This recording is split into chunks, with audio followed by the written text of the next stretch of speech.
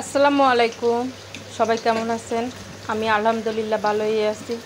আজকে আমি আপনাদের সাথে শেয়ার করব যে কিভাবে আমি কচুর ঘাটি বা অনেকে কচুর ছড়াও বলে, তো আমি কিভাবে রান্না করলাম আপনাদের সাথে একটু শেয়ার করি। তা আমি প্রথমে কচুটা ধুয়ে কেটে নিয়েছি। কেটে নিয়ে তারপরে আমি এই যে একটি ফ্রাই প্যানে তেল দিলাম, তেল দিয়ে পেঁয়াজ কুচি দিলাম, পেঁয়াজ কুচি দিয়ে তারপর আমি এটাকে ভেজে নিলাম। তারপর আমি আদা রসুন পেস্ট দিয়ে দিলাম।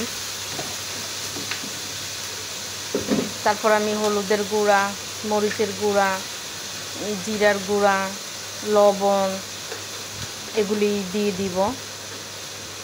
এবার আমি মশলাটাকে ভালোভাবে কষিয়ে নিব।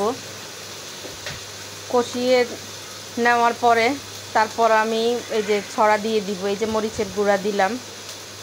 তো একে একে আমি সব মশলা দিয়ে দিলাম। আমার ভিডিওটা কেমন লাগলো আপনারা কমেন্টের মাধ্যমে জানাবেন। আমার ফেসবুক পেজটা লাইক কমেন্ট শেয়ার করবেন এবং আমার ইউটিউব চ্যানেলটা সাবস্ক্রাইব করে দিবেন। আমার ইউটিউব চ্যানেলের নাম শাহানার রান্নাঘর।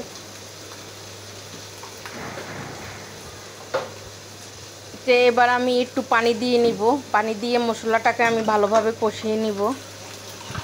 কষিয়ে তারপর আমি ছড়াটা দিয়ে দিব আর কি। তো এখানে আমি পুরা ছড়া তরকারির মধ্যে আর কি গরম পানি ব্যবহার করব। গরম পানি না দিলে ওই যে কচু জিনিসটা একটু শক্ত হয়ে যায়।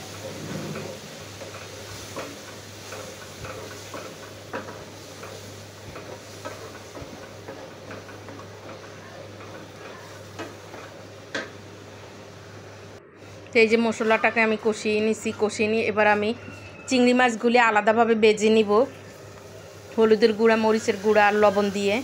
এই যে চিংড়ি মাছটা ভেজে নিচ্ছি।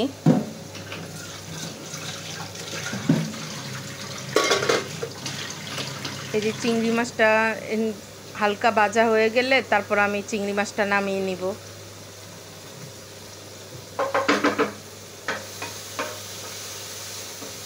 এই যে একটু নেড়ে চেড়ে, চিংড়ি মাছ আবার বেশি ভাজলে আবার শক্ত হয়ে যায়, সেজন্য বেশি ভাজবো না, হালকা একটু ভেজে নামিয়ে নিব।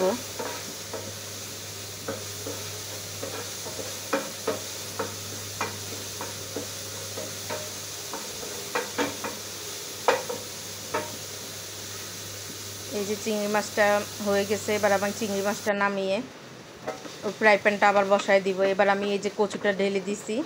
কচুটা ঢেলে দিয়ে এবার আমি ভালো করে নেড়ে চেড়ে একটু কষিয়ে নিব। তারপর আমি ওই চুলার থেকে গরম পানি দিয়ে রাখছি, ওই গরম পানিটা দিয়ে অল্প পানি দিয়ে, মানে একসাথে পানি দিনে আমি কিন্তু 2-3 বার পানি দিছি। এই একবারের পানি দিনে আরেকটু পানিও দিছি। তো অল্প একটু পানি দিয়ে কষাই। আমি সবসময় তরকারির মধ্যে অল্প অল্প পানি দিয়ে কষাই। বেশি পানি দিলে তরকারি কেমন পানসা পানসা হয়ে যায়, সেজন্য আমি অল্প পানি দিয়ে তরকারি কষিয়ে নিয়ে যে তরকারিটা কষানো হয়ে গেছে। তো এবার আমি আরেকটু পানি দিয়ে দিব। এই যে আমি আরেকটু পানি দিয়ে দিব।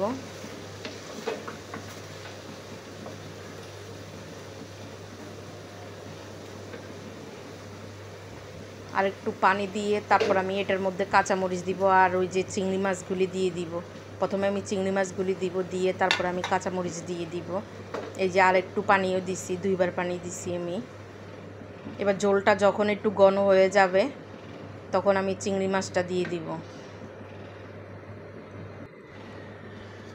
এই যে হওয়া অবধি আমি অপেক্ষা করছি। এই যে হয়ে গেছে, কচু ছড়াটা হয়ে গেছে। এবার আমি চিংড়ি মাছগুলি দিয়ে দিব।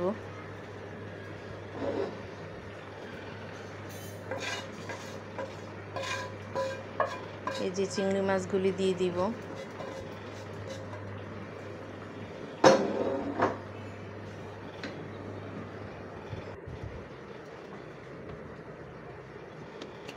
এবার আমি কাঁচামরিচ দিব, কয়েকটা কাঁচামরিচ দিয়ে দিব।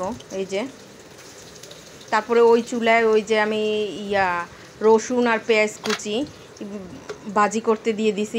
এই যে বাগার দিব, যে ওটাকে আমি বেরেস্তার মতো করে নিব আর কি। এই যে রসুন কুচি আর পেঁয়াজ কুচি। তো এখানে আমি কাঁচামরিচ দিয়ে দিছি আবার ছড়ার মধ্যে। এবার আমি ধনিয়া পাতা দিয়ে দিছি। এবার আমি বাগারটা দিয়ে দিব। যখন আমার পেঁয়াজটা ভাজা হয়ে যাবে, ভাজা হয়ে গেলে ওইটা আমি এখানে ঢেলে দিব। এই যে রান্নাটা প্রায় হয়ে গেছে। এবার শুধু খালি বাগারটা দিয়ে দিব। এই যে এবার আমি বাগার দিয়ে দিতেছি। এই যে কচুর ছড়াটা আমার রান্না হয়ে গেছে। এবার আমি একটু নেড়ে চেড়ে নিয়ে নামিয়ে নিব। সবাই ভালো থাকবেন, সুস্থ থাকবেন। এই যে এবার নেড়ে চেড়ে আমি নামিয়ে নিব।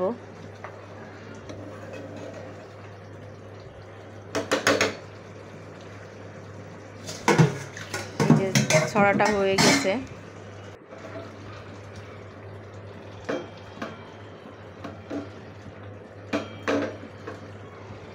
এই যে আমি একটু নাড়িয়ে দেখাই দিতেছি। এই যে সবাই ভালো থাকবেন, সুস্থ থাকবেন। আজকের মতো আল্লাহ হাফেজ। আর সাবস্ক্রাইব করতে ভুলবেন না।